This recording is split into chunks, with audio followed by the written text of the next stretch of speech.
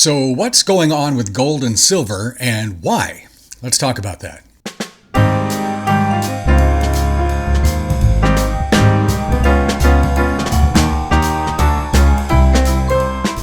Well, in case you haven't noticed, gold and silver have been exploding over the last few months. And there is a certain historical track record for this. We've had plenty of uncertainty, and that's generally what gold and silver are used as a hedge against uncertainty. But there's more to this story than just the dollar or tariffs or the economy. We look at the prices of gold, and they've gone from about 1976 to about $4,600 an ounce. We look at silver, that has gone from 22 to 90. We look at platinum, it's gone from under 1,000 to 2,300.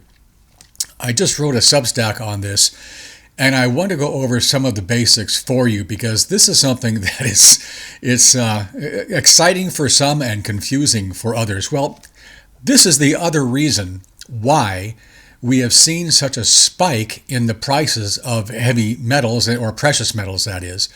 It's the AI data center build-out. Now, if you're not familiar with the AI data center build-out and how it has affected the stock market and the economy, this is something you may want to look at.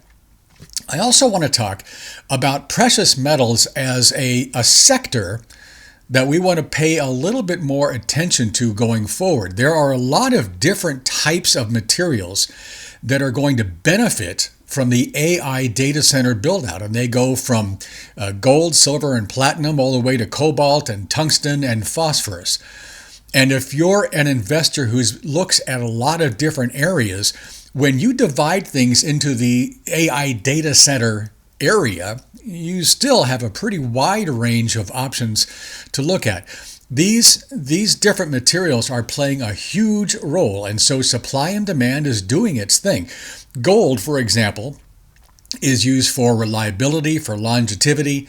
They're used in bonding wires for semiconductors. Silver has the fastest electrical and thermal productivity, so it's very good for speed. Platinum, there are a lot of companies who want to meet the net zero requirements, and platinum plays a very big part in that. So when you look at the prices of precious metals, you can go ahead and make at least a semi-connection to the AI data center build-out. Now, interestingly, the old saying is the people who made the most money in the gold rush were selling picks and shovels and not digging for gold. And this is going to be another example. You can look at other sectors too. Part of the AI build-out, for example, look how CAT, I'm having trouble coming up with the actual name, Caterpillar. Look at how well Caterpillar has done. This is an example of the different sectors around the AI build-out have a big chance for some pretty big gains over these next few years. However, there is still a warning sign, and that is the great power bottleneck.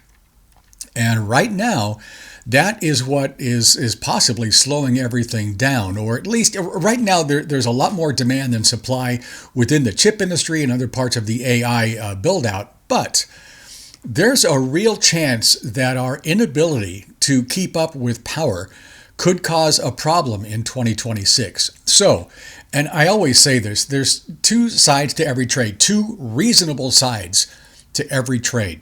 So if you're looking at gold and platinum and silver as part of the AI build-out, that makes sense, and there's plenty of information to back that up. However, at the same time, the other side of the trade says, you know what? The power bottleneck now is beginning to get bigger and tighter, and I'm going to be very careful as I go forward, as always. That's the way it works. I hope all is well. Talk to you next time. Thanks.